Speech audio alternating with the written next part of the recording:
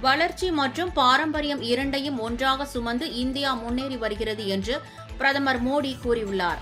வாரணாசியில் நடைபெற்ற விழாவில் ரூபாய் 3880 கோடி மதிப்பிலான 44 திட்டங்களை பிரதமர் மோடி தொடங்கி வைத்து அடிக்கல் நாட்டினார்.